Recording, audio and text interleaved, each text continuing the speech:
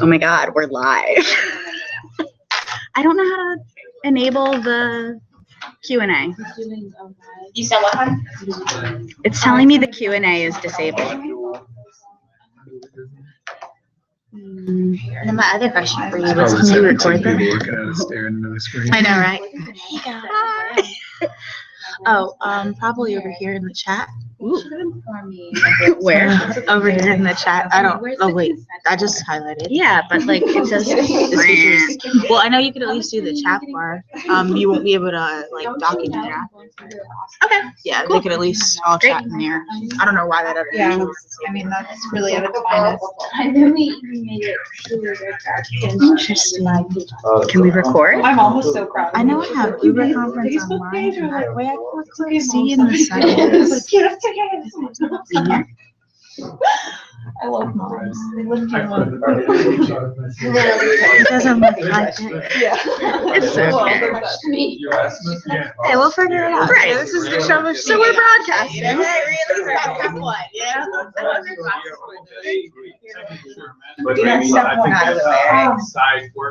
feel like I kind of want to sit to the side just so I can keep track of. Yeah, right. Do you want me to get you a table over there? Nah, I'm just gonna kind of stay to the side right here, so I'm not in the picture, but I can still. Can you still see everything? Be like creaky coming up. Yeah, I can see that. Hey. Close the control room and open the chat bar. All right, so we're gonna do the welcome.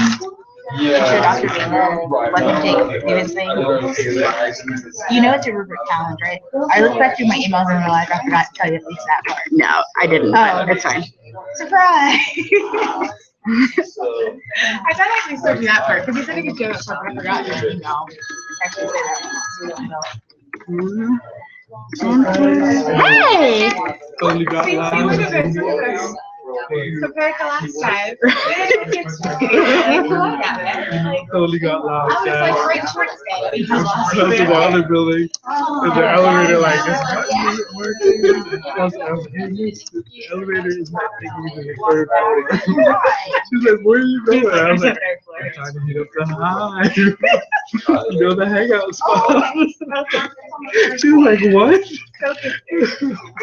And she's like, how do you go to the tunnel? Trying to find their way over.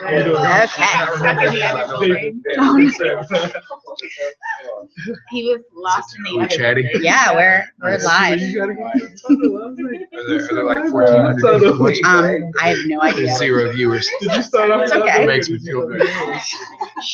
I mean, not for you guys, but just. This is so cool. Oh, sorry.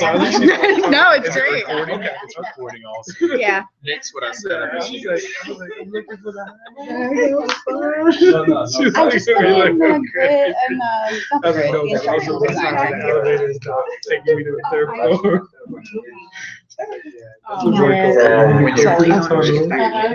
Use the elevator on that side. Right. Ridiculous, ridiculous. Strategy. Yeah. I love this. It's exciting. Yeah. Carly's not here, right? No, third Carly is A rainbow roll around all three parties. I'm just sitting up here to moderate in case someone pops. It's, y'all need to start calling her Third Carly. Third Carly. Okay, so am I in the shot? Yeah. Okay, sure. All right, so welcome to our March grid meeting. We are really excited. Today we have a guest speaker, Dr. Baker from the Educational Technology Department at UT. And Dr. Baker said I shouldn't give a really long intro because he's that super cool. You're going to realize when he's talking that all the awesome stuff he said. Also, following the challenge, our design challenge, we're going to have a chance to do kind of an open Q&A with Dr. Baker, kind of pick his brain for just stuff that he's ever encountered within instructional design as far as being a student, lifestyle, graduating, doing the outside professional lifestyle. Dr. Baker actually, I'm doing an internship right now in his office, and we get a chance to kind of just collaborate on a lot of things. Really good mind here. So take advantage of the chance to pick it. And Dr. Baker, Thanks. I'm going to help out by passing out material. And everybody, you can call me Fred. I don't know. It's still weird to me to hear Dr. Baker. Because, I don't know. It is. So just to like a 2-minute background for the Q&A. PhD in instructional design from South Alabama in Mobile, Alabama nearby. I've worked as an instructional designer mostly there, and then also here. My background's in technology, or my research areas in technology organizations and people, especially openness. So MOOCs, open teaching and learning, open access, all of that, and human-centered design, like how that impacts higher ed mostly. I've done a lot in research. I've done a lot in editing. I've done a lot of presentations at a variety of conferences, and I'm very into like studio models and portfolios and community and feedback and social constructivism and all of that. So any of that stuff that you want to talk about, or if you have something else, everybody can hear me okay? I don't want to so I wanted to, in the spirit of constructivism and studio models, I wanted to give everybody a design challenge, because when I was in school, we did research studios, and that was a lot of fun. Every month we got together and we read a paper and we designed something and we talked about it, and we got to critique each other and give feedback, and it was really beneficial, because when you make your first vase, it's horrible. It might not even have a handle and the rim's all wobbly, but then somebody says, hey, here's what I did to make my handle better, and here's something you can do to make it more vase-like, and then the next one's not so bad, and the 15th one you're doing pretty good. And so the only way that we get better, because we're learning, right, is when we perform, to get feedback, like actual feedback on our performance, and then do revisions to our performance based on that. So if we do that cycle enough times, you're bound to get better. So the idea here is for us to just all do our best. We've probably never done what this challenge is asking us, and if we have, we probably haven't done it in 8 minutes or whatever we've got scheduled. So understand that everything's not going to be perfect, but just do your best at it. And I'll pass these out. And if you need a pen, let me know. Yeah. The challenge, when we assess things, right? When we assess people, actually, we assess people. So when you assess people, there are always criteria that you use to assess the performance. And when you assess the performance, there's a rubric, even if it's not explicit, it's implied. So I'm always a fan of making the rubric that you're using to assess people explicit. So here we're going to make a rubric for assessing a golf swing, which I don't know anything about golf, but if you think about what goes into the golf swing, the types of things that you'd be looking for, we're going to make a rubric just really quickly for assessing a golf swing. And the rules are, you need 5 criteria for performance. So, think swing, think whatever it is, and you need a scoring system of some sort. So go ahead and do that. And I'll. You time? Or I can time. I already have it set up. Yeah, I've got some. Actually gave us 10. I redid the thing, so I've got 10 minutes. Okay, that's fine. So, assuming we're on schedule at all. I can address it. Sweet.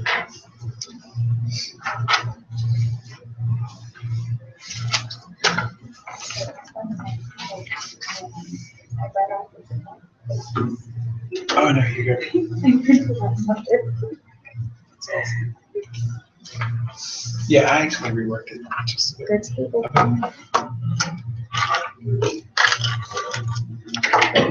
I'll have to do this because I had everything ready. But then I was thinking,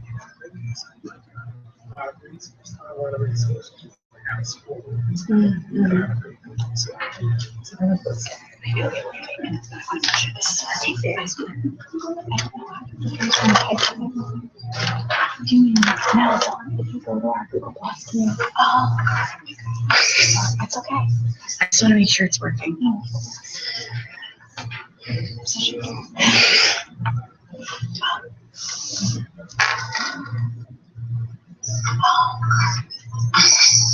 So For anybody that's online doing this right now. It's delayed, but it's working. Great. Okay. For anybody online right now, I think, did you post the link already? Yes. Or did we make it? Oh, Yeah. It says 0 viewers, but I'm hoping it's lying Anybody because can we have go at there least for that one. design challenge. Carly, when you posted the link, did you put a message in there saying, hey, this is Yeah. cool, awesome? Sorry, that took me so long to figure out. Guys. You'll hear that again. Great. It's live on I've been working to try to release things. I don't know anything about golf. Carly's, I would say, what should I have? I know nothing about that. I don't know anything about golf, Right. but let's think about it. Like, I'm what do making you it do? up.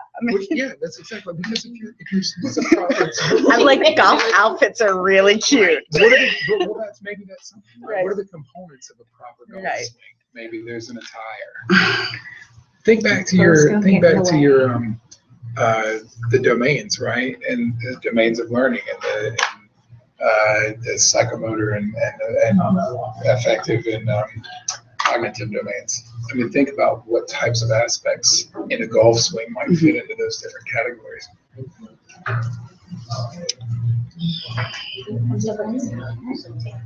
You're good for you.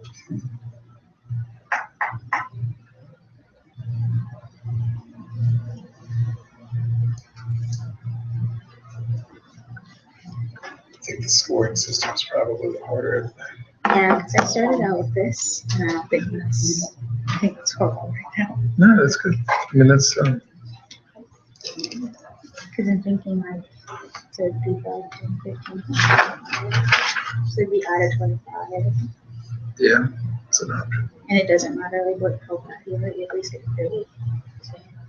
So, I mean, it's something to think about.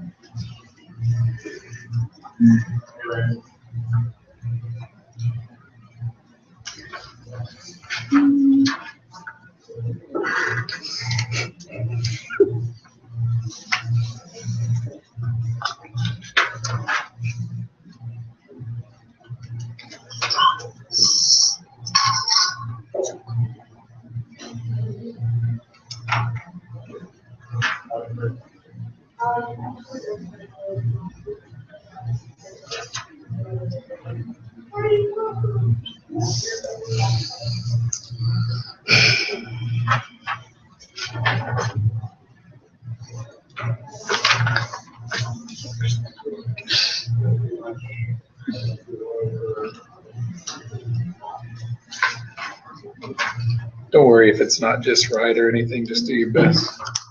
One of the big things here is to, No, you're right. one of the big things here is just to work through the process. You know, your first phase will be wobbly. Did we decide?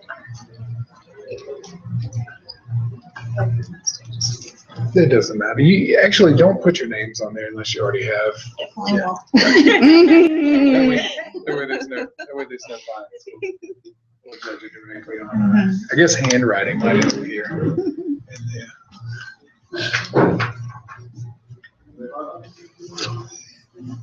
I think they scored. Mine's getting stick figures.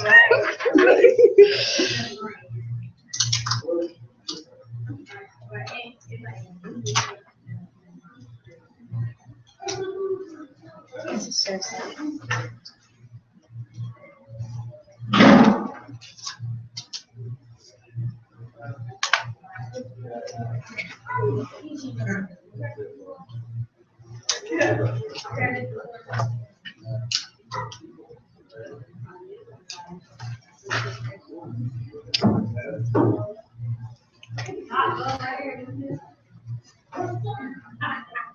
We've got about 5 minutes left.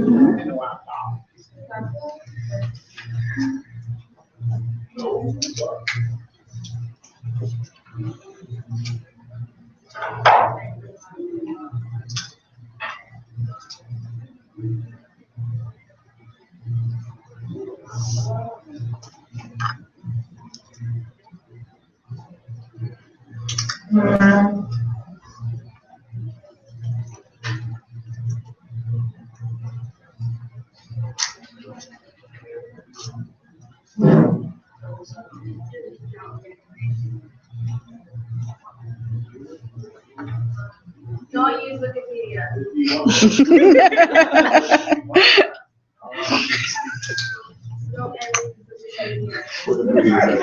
It's just not scholarly. It's just not your best out. Right. It's a good Not a starting scholarly It's a great peer start. resource. Not a scholarly, but they've done studies. I think it was in Germany that showed that Wikipedia was like more current than the encyclopedia, like the Encyclopedia Britannica, sure. whatever, Right. more current, and I think more accurate. Because- of the currency. And also you're tapping into subject matter, because not everyone that works for Encyclopedia Britannica is a subject matter expert in every area, but everyone that writes on Wikipedia for what Yeah. they want to talk about. They know, Right. and people moderate it too. They They do. take pride in it. Like Yeah. Yeah, there's like a whole So- subculture. lots Yeah. of pride. So, yeah, it's good though. I mean, it's I'm amazed that we live in an age where we can collaborate on an encyclopedia. Yes, It's- and people and be excited about And it. be excited about it. Like, yeah, And Google actually counted it as worthy enough to show up in the search. yeah, That's true. right. Because if it doesn't show up in search, then it doesn't exist. Exactly. So now we're getting into collaboration and moderation of humanity, mediation. What kind of stuff do you suggest we write in the comment section? You don't have to do anything in the comment section. That's Okay. just for like if you, I put that if you were like, you had a major question, if you had something that you wanted to add, just wanted to give you a space to sort of free write. Gotcha. Maybe you were thinking like, I don't like this scoring system, I want to use a different one, or. Gotcha.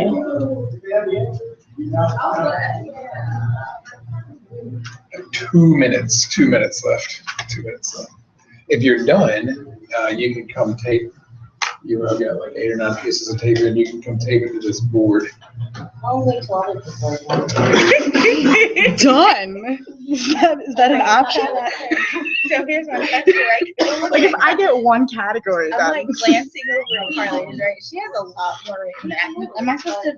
Do the It's best however- you It's can. yours. Okay. Do the Guys best, are because what we're really overachiever. concerned with is not like making the best rubric possible. Mhm. What we're concerned with is like, what are the components of a rubric? What is a rubric? What do you have to have? What do you not have to I have? think if I get one category done, you'll be able to see where I'm going with it. Gotcha, okay. Or maybe I could do the first and the last and then. Show the two extremes. 1 minute, 1 minute.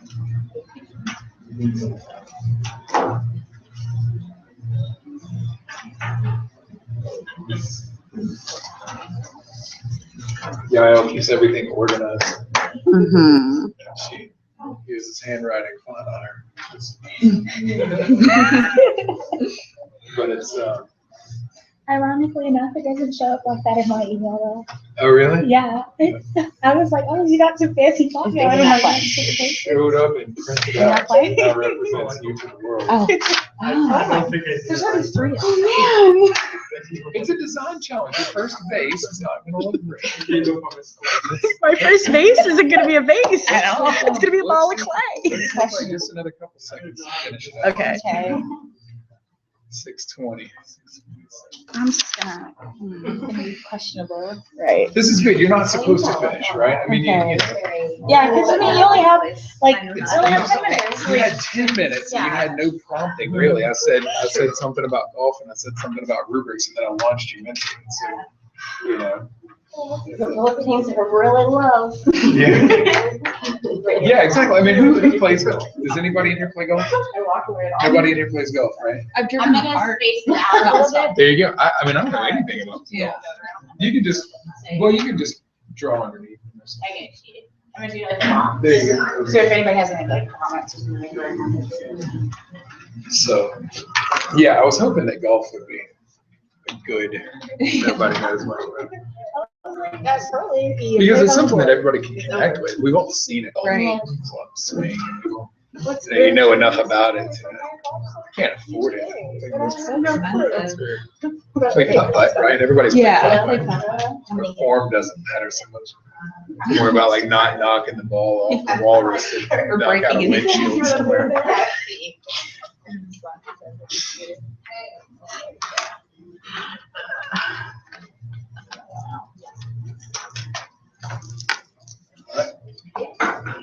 Hey, how are you? Okay. Oh, I can let you catch up to where we're at right now. Did you want to do the explanation or you want to start with homeschooling? So where we're at right now is we're doing a design challenge. So everybody's creating a rubric that is for assessing a golf swing. So it's just Like this, quick and none of this. you know, nothing precise or anything. And Diego, are you just about done? Yeah, well. We'll go ahead and post it up here if you are, so we'll keep on schedule. Are you watching? You're close enough wherever you're at. And I think at this point, that'll probably be more for, This is your you might move into this next piece. This is for your the viewers. discussion, but keep that for later. I'm gonna like it. Just, it doesn't have to be perfect. You can save it up here. And then, I like that. post-it notes. Yeah, I mean, either one works. All right. So everybody come grab some post-it notes, like grab one post-it note and stick it underneath your favorite one. Just look at them all, decide what you like and don't like about each one, and then, let's put a pink one under your favorite one. So. What am I? Good, I was debating on that, but I don't want to put anybody under. Let's do that, because we're all in a design studio, right? So we'll put a pink one, let's do this, we'll get a hanky code. Put the pink one under your least favorite. Put this green one.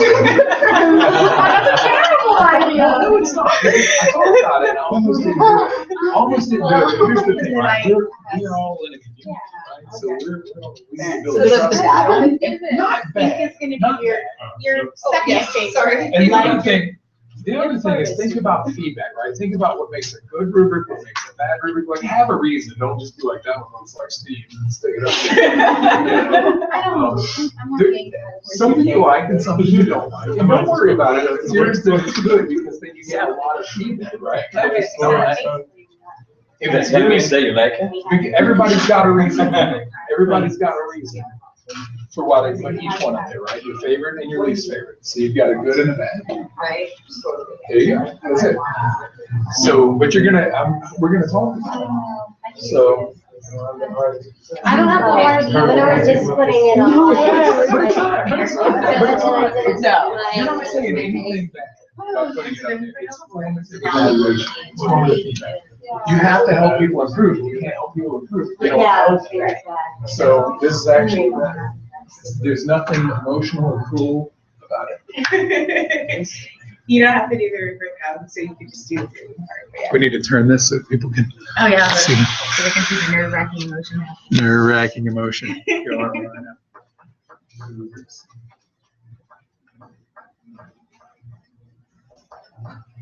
And so it's interesting because there's like two full. No clue what's happening, and now you're being evaluated. Yeah, and I'm 100% now evaluated. I had to remember which was which. It's not a sad face. It's just like I don't know what's going on face. Guys, we've got 2 more minutes. Sorry. Oh, but please just have a reason for posting it. Like a good legitimate reason. Like, I like this one because, you know, not like the font, but a design reason. And pink is Pink is least. least, least happy and Most areas of opportunity. that's right, most improvement. I find all these nice words to say. And here's the thing, you know, whoever gets the most pink is gonna have a very, you know, a lot of feedback. They're gonna have more feedback than anybody else on the rubric. And whoever gets the most blue, we're all gonna have a really good example of what's good about it, what's good about a rubric. So it really works out. Take one more minute. If you voted for your own, just because it was yours, please, you know, rethink that. Probably should have said that a minute ago. But, yeah. I made a rubric. I thought through it a little bit, but I sort of did this. I made the rubric that I'm passing out to you with a little bit more leeway than than you guys had, but this is yours, right? Oh. I'm like trying to get all my stuff out of the way so you can stand up there and present.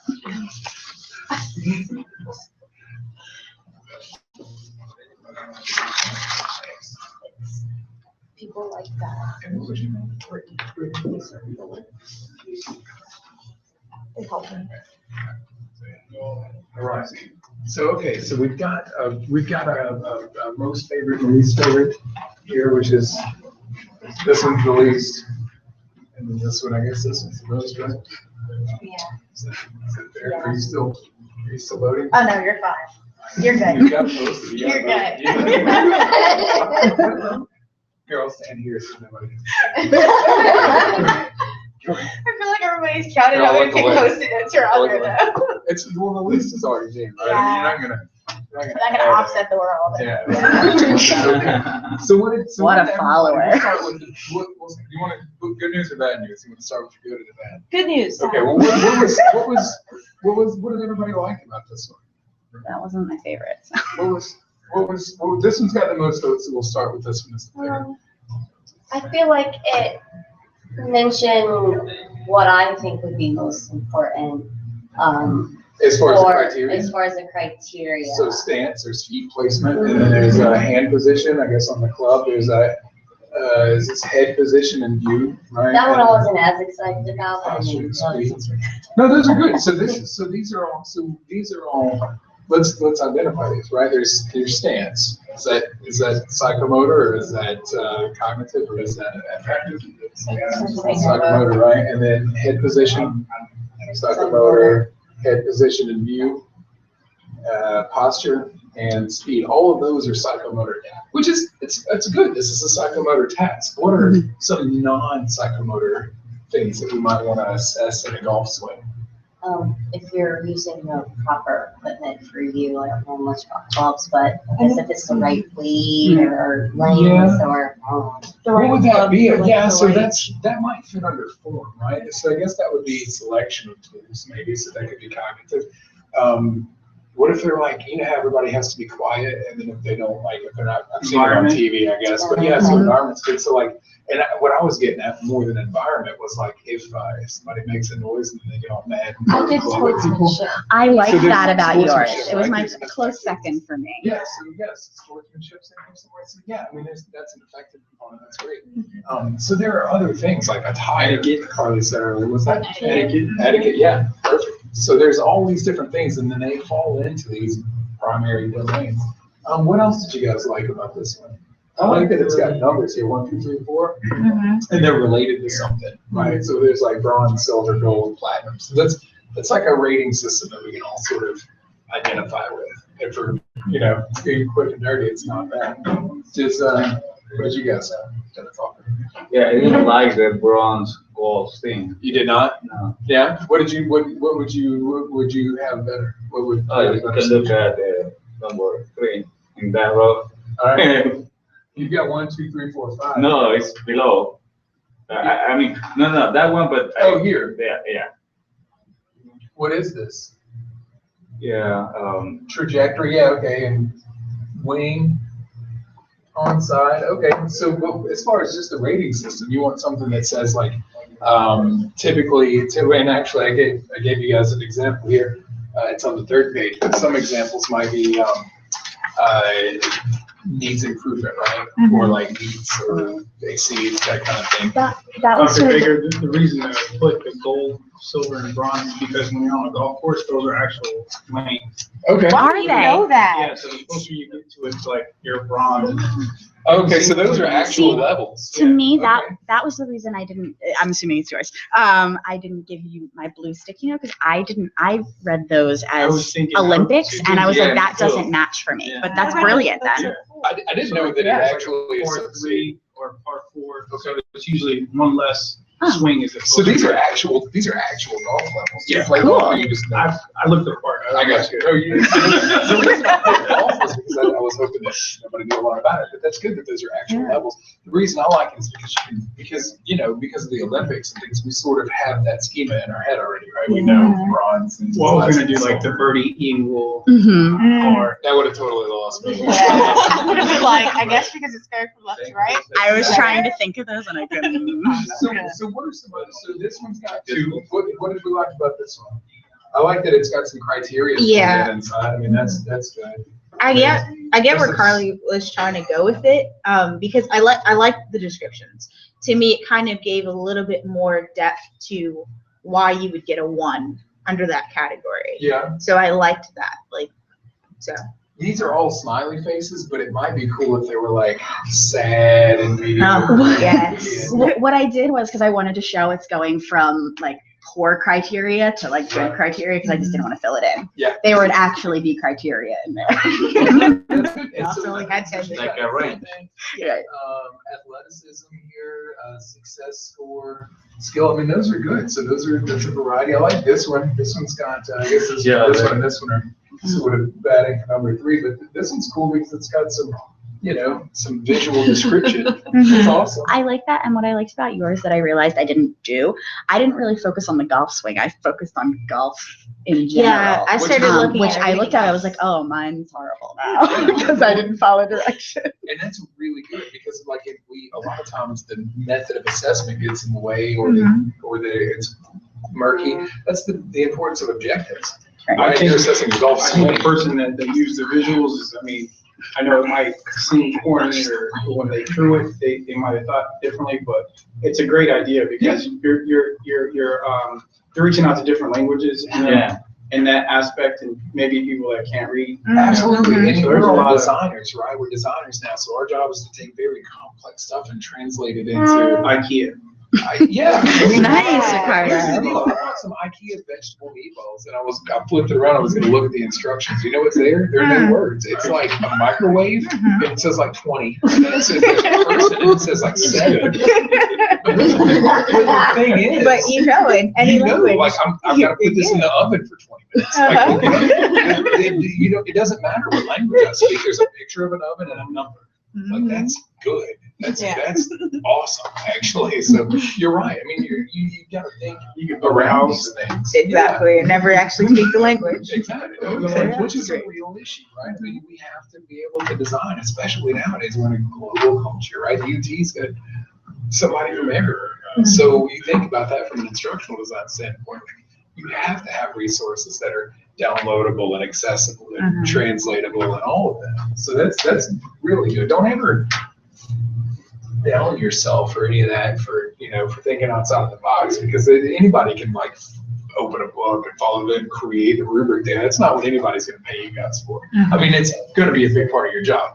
Don't feel like I want to tell you that, but the value comes not from somebody who can like copy a rubric out of a book, but somebody who can think through it. So let's move on to this one. What was the deal here? We have lots of what do you want? Not personal, but what do you? What's the? I didn't understand why they were all. The golf vibes is very confusing.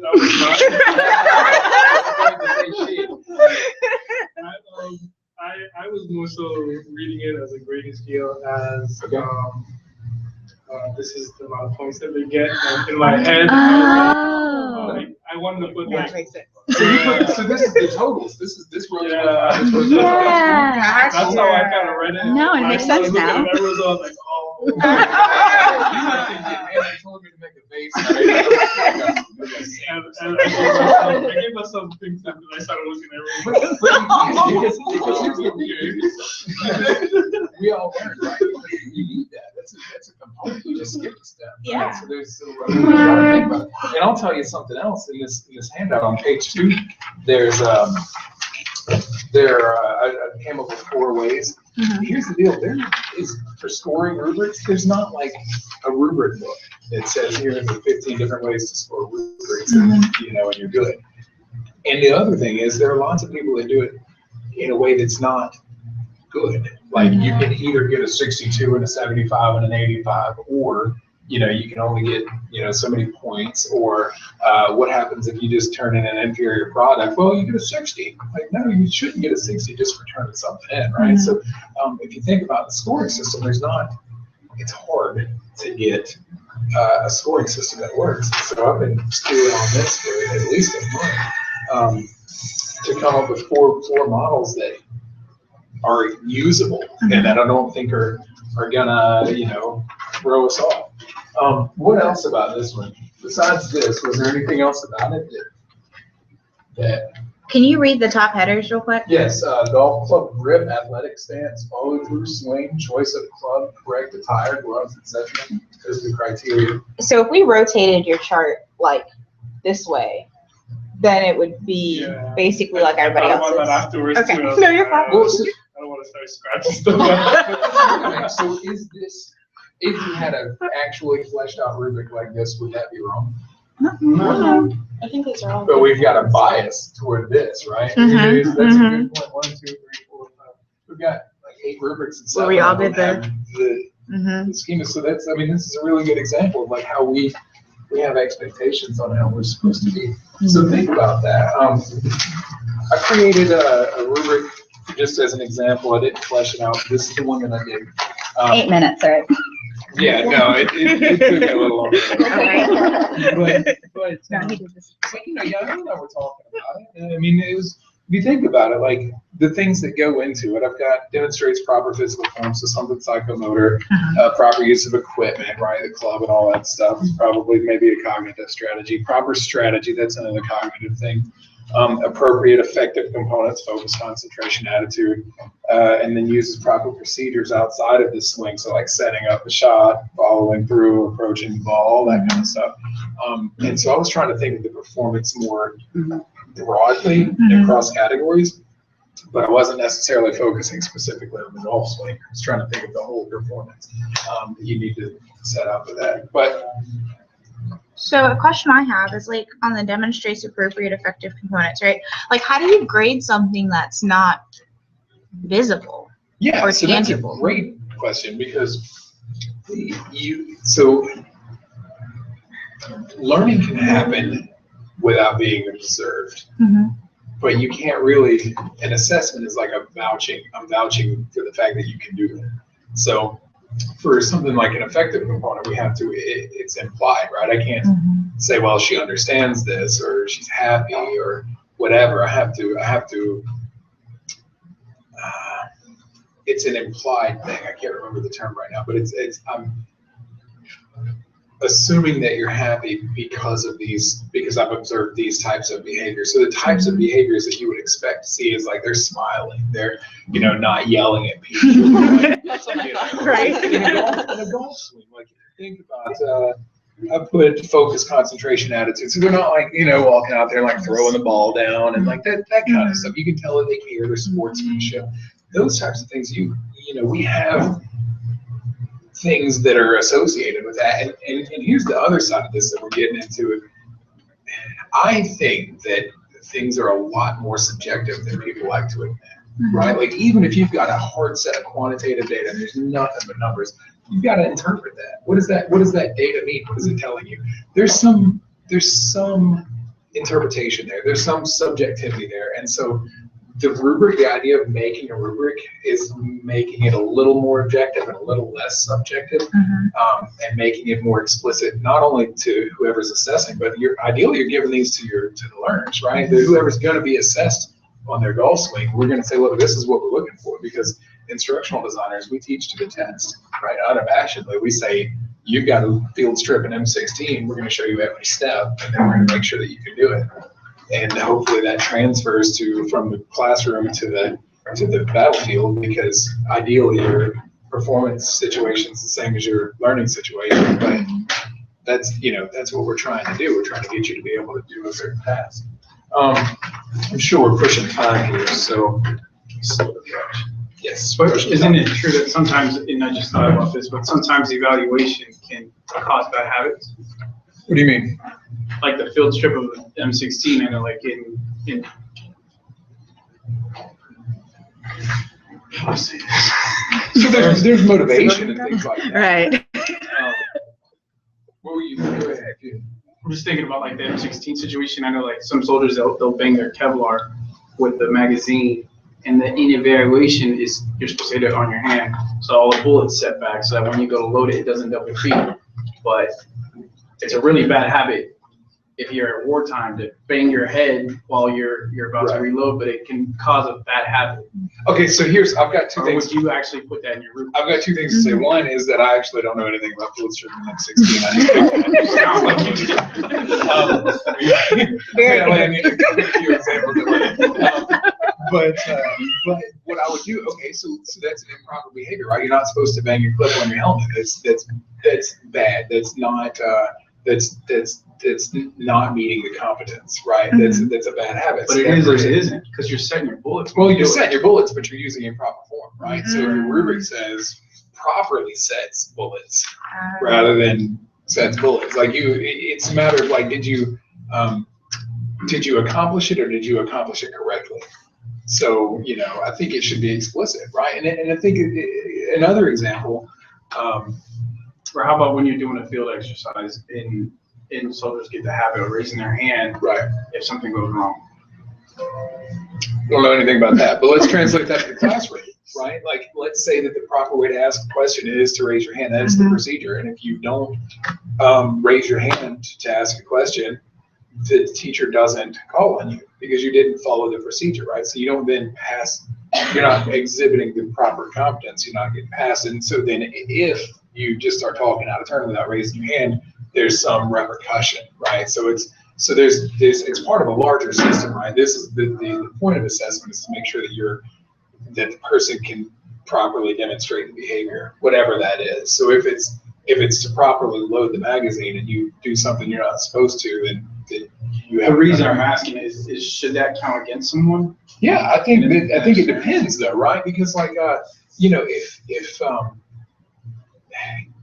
if we're talking about properly setting up a nuclear facility and you don't follow the procedure, should you pass? Like, I mean, when you've got millions of people's lives in your hands, you're not like, well, it's okay if he's supposed to do this, but he just pushed that button instead. Like, that's not okay. But if it's like properly making pizza dough and you like cut the bag open with a knife instead of the scissors, like that's dangerous. And I'm going to tell you, like, you probably shouldn't do that. But I may or may not bar you from passing home ec. Like, I think it depends on the seriousness of the assessment task that you're trying to do. But a purist would say, no, you're supposed to cut with scissors, cut with scissors. And I think that that's what we should strive for, and I think we should make that explicit. But again, there's subjectivity, right? So you have to sort of decide that as the assessor. Is this a situation where using scissors instead of a knife or using your helmet instead of your hand is acceptable or not? Is that acceptable behavior? Or would that be like a sub to your rubrics? Well, I think you could make it explicit, right? So like each one of these, so the rubric then would say, the rubric would say properly loads clip or properly packs clip. And so that's one item in like 5 items, but this is a behavior that I've taught you over a series of lessons. So this we're assessing, right? So that could be summative assessment, it's at the end. Or maybe it's formative and we're trying to make sure that you know that you can do it.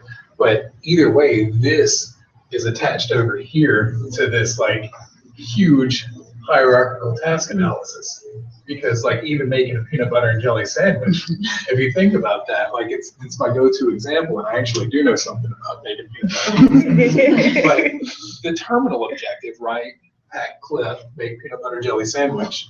If you break it down, you've got to identify the bread, identify the spoon, pull out the peanut butter, pull out the jelly, apply the peanut butter, differentiate from your thumb and your forefinger when you grab the knife. Like all of that, there's hundreds and hundreds of objectives and sub-objectives and enabling, scenarios and entry skills and all that goes into making a peanut butter and jelly sandwich.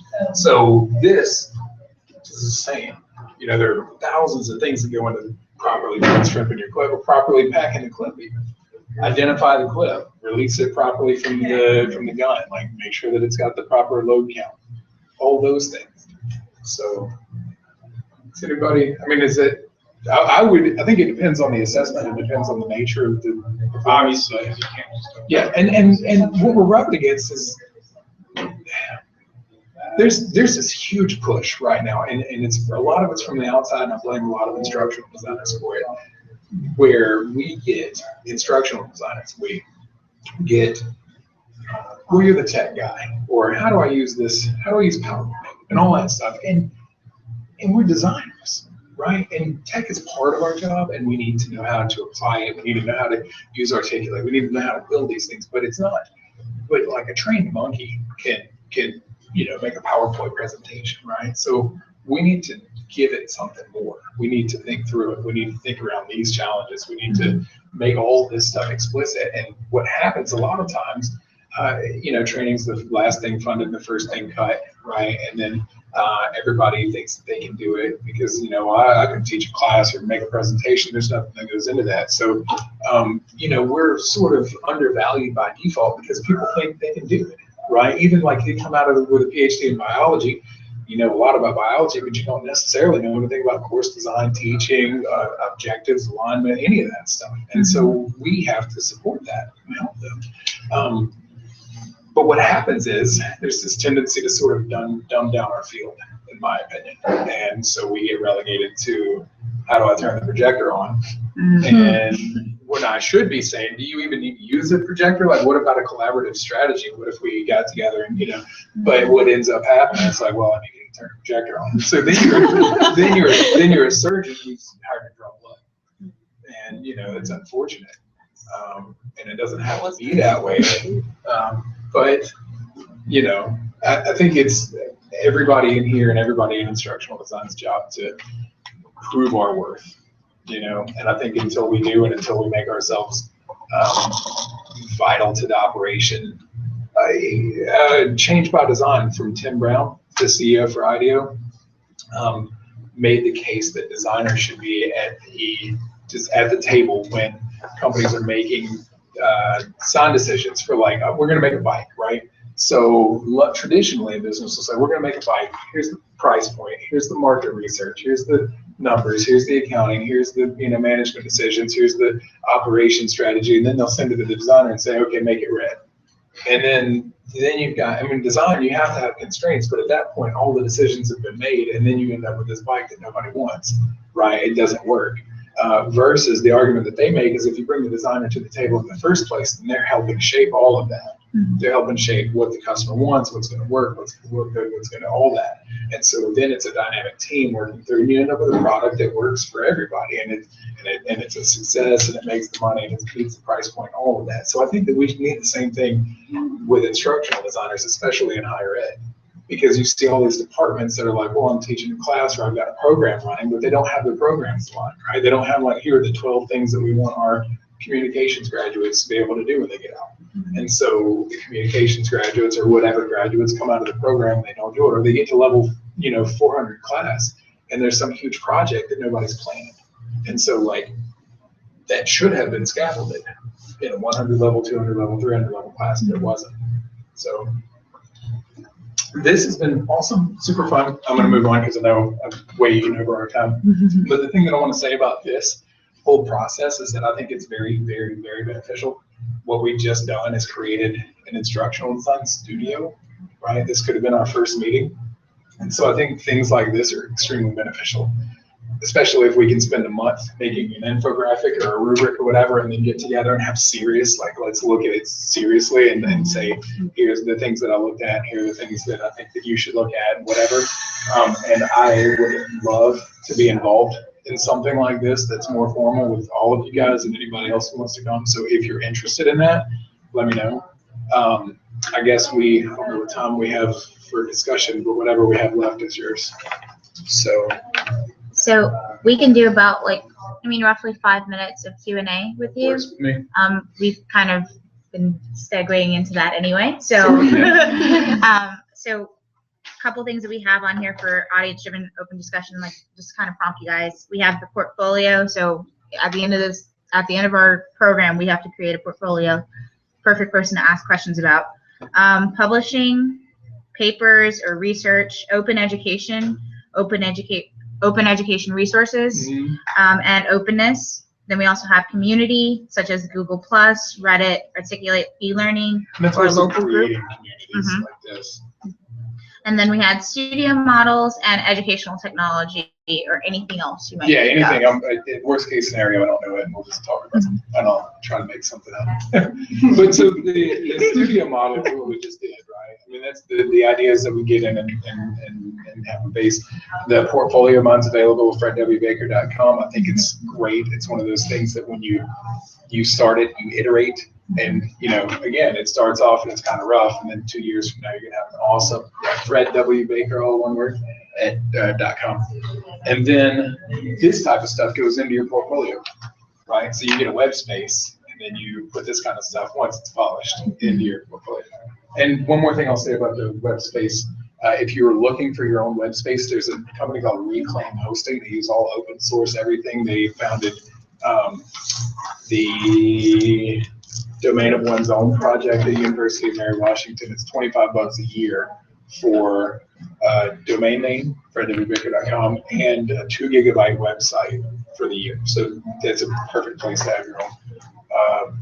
We'll put WordPress on it and all that stuff. Reclaimhosting.com or org. It's better than Bluehost. I had Bluehost for like 3 years. I had the special. It was like $4 a month, and then the special ended, and they wanted like $37,000, and I was just like, I can't do it. So do we have any questions or comments, or have I helped you? Have I scared you away from this? Yes. What openness means in this? So yeah, that's an easy and a complex question. So openness, if you think, have you heard of MOOCs, massively open online courses? Yes. Or okay, so The Coursera. Coursera, right? So it gets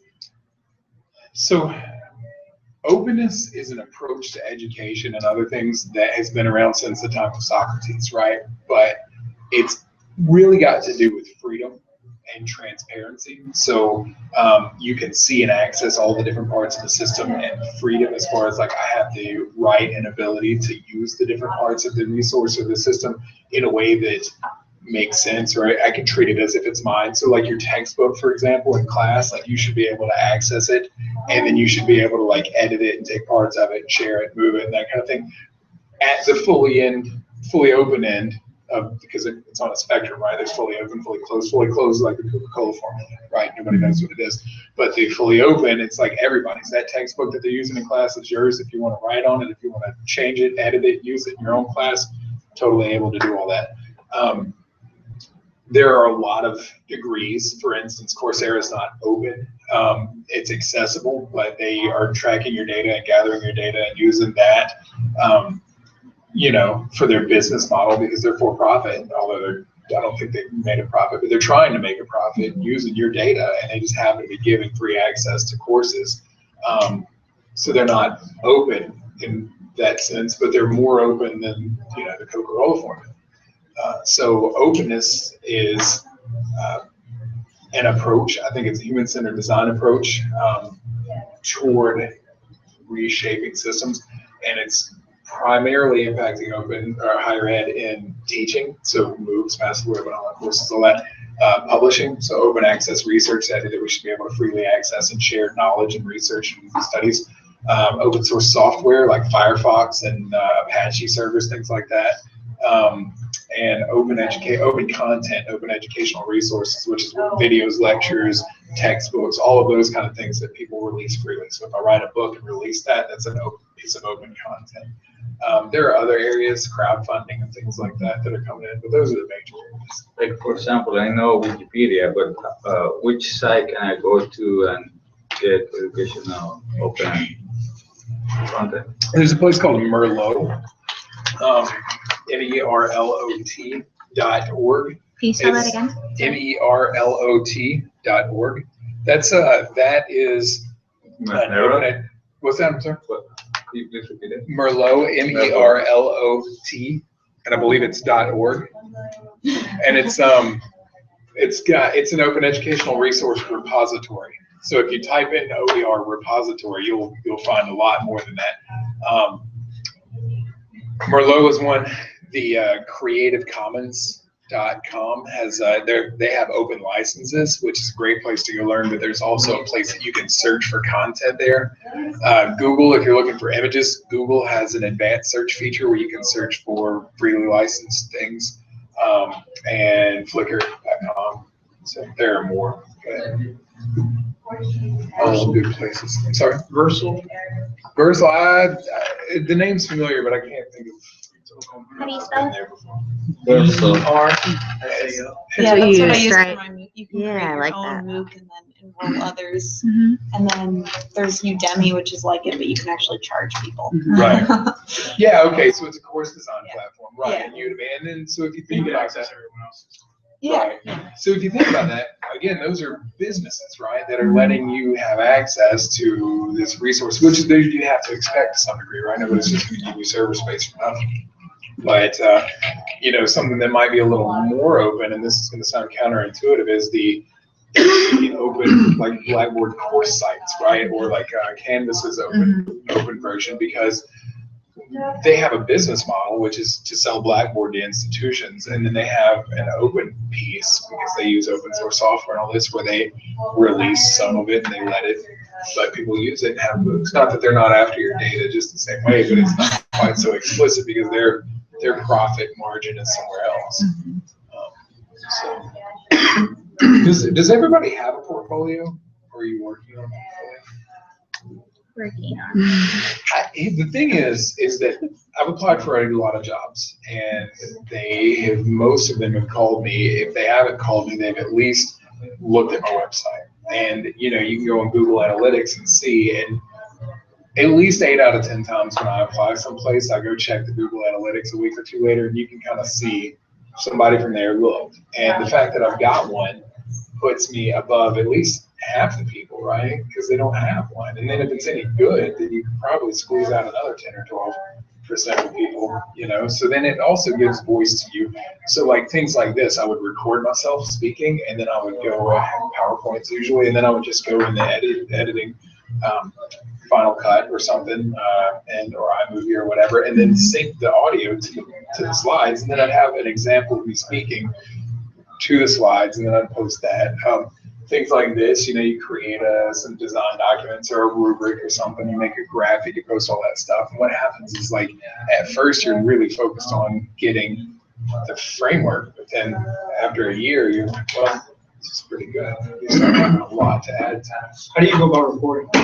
Recording, like, Voice? Do you have like a microphone or anything? Yeah. Oh, how do I go about it? Usually I'll sit my iPad down, or I'll have my phone. A lot of times, most presentations you're like at a podium and you're standing there, and so I'll usually have something there. And that's strong enough to where you don't have all the background noise and everything. It's good enough. I'm not.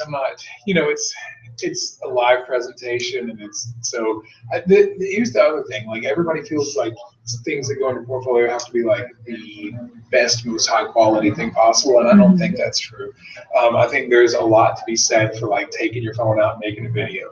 I just do. I think there's this highly clean, polished, professional side, and then there's this more like rough cut, real life thing, and I tend toward this side, but there's value in both spectrums, right? You need to absolutely show that you can put clean, polished work out there, but there's also something to be said, like, I'm at a conference interviewing Brett Wilson or whatever. That's that you're not going to pull out the HD camera, but you can capture something legitimate. So I think, again, it's context based, but I haven't had an issue with the audio that anybody's told me about, and I seem to be, I was getting feedback, so. I think and typically I found that they're more concerned with like the ability that you can get up and speak, or that you can plan a presentation, or that you can create a rubric or whatever it is, than the fact that it has to be 110% polished. Like, I know, like, I do conference planning, and whenever we're looking for like speakers or like a subject matter expert or whatever, we look for that kind of stuff. Like, if you have a video of you talking, we prefer that versus like whatever you like written. Because you can script that, like, you can totally, you can create that environment, versus if you're up there talking and someone asks you a random question and you have to like think on the spot. That's kind of stuff that you kind of look for. The other thing is that if you hold out for your best, you'll never have anything there, because like especially with writing. Especially with writing. That's why I'm. Here it is. Because, especially with writing, I learned this with writing. So writing research is a big, often scary thing. Like, I'm going to write something, I'm going to go to a conference, I'm going to present it. And so you do, man. You write this thing, it's the best, and you submit it, and it gets accepted. And you're so thankful, and you go and you do your 20 slides or whatever. Well, that conference is usually annual. So what happens the next year? You're like, oh, I'm going to submit something to Site again. You pull out your Site conference paper, and you're like, this is crap. Because hopefully you've grown in the last year, right? And so you haven't stopped. And so it's like, just like research or anything, it's just a snapshot of you know, your life at one point in time.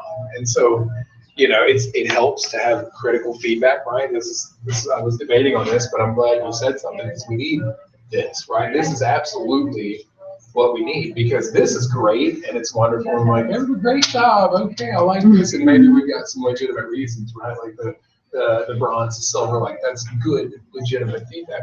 But without this, like, nobody's gonna tell me that the buttons are broken on my website or that my picture makes me look crazy on it. But they're gonna judge me on that when they go to give me a job. And so if somebody doesn't tell me, then I'm not getting the feedback. So that's another reason for this, right? Because if we have an instructional design studio, you can say, look, I know this isn't the best thing I've ever put out, but do you think it's good enough to go on a portfolio? Or how can I improve this? Or, you know, what's broken about this? Or, you know, I added all the 5s at one end, what did I do wrong? Or whatever it is, like you can see examples, because every one of you right now can make a better rubric if we did this again, right? Did you? Yeah, here's my question. Okay. So I can see like Coursera and other sites, they focus too much on recording, which basically is moving the class. The lecture class, yeah. To record it and move it to the web. So I think people is forgiving about grabs, getting some time about grabs on animations, things like that, because I can see, like, if I go to Coursera, you know, I can see the PowerPoint and you know, crappy role. And so, what do you think?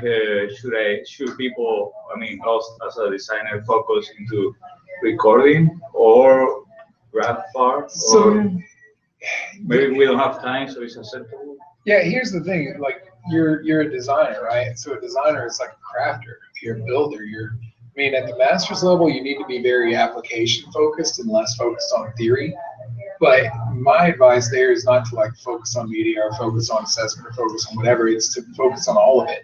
It's to say, I need to be able to make a functional webinar. I need to be able to make a functional video. I need to be able to have a representative website. I need to be able to make a rubric when somebody asks. Like, those things you need to sort of have in your toolbox.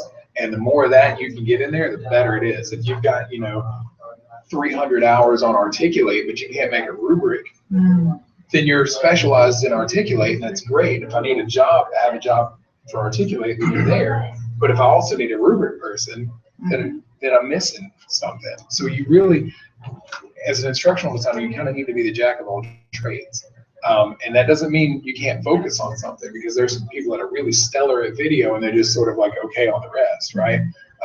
But you definitely need to sort of,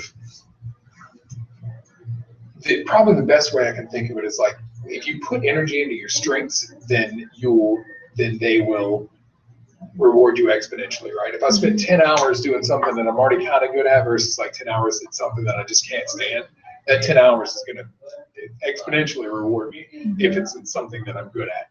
But it doesn't mean that I can just ignore the things that I'm not good at. So shore up your weaknesses and emphasize your strengths. If you're really good at video, then make sure you can do a rubric and make sure that you can build a website, make sure that you can do whatever, and then focus on video, right? So, because then you want to be the most stellar video person you can be, but not be at risk because, you know, you never heard of Skinner or whatever. So that's my advice. There's the answer, unfortunately, is always it depends, right? Like, I thought when I get to grad school, they're going to teach me the way to be an instructional designer, and they don't, because there's no the way. So, I mean, it depends. If I said make a rubric that focuses on the effective aspects of a golf swing versus the psychomotor aspects, then we've got two totally different rubrics. So that's why we need to fill our toolboxes, but also, you know, bounce ideas. Yeah. It's all of that. So. Well, that is actually our last question. Let's say thank you to Dr. Baker. Thank you so much. You can't always email me, call me, whatever. I'm on Twitter. Yes, so we can tweet him. Is that right? Twitter him. We were talking about that earlier. So thank you, Dr. Baker. I know we have a couple other things grid focused on the agenda. Thanks everyone so for tuning in. Bye.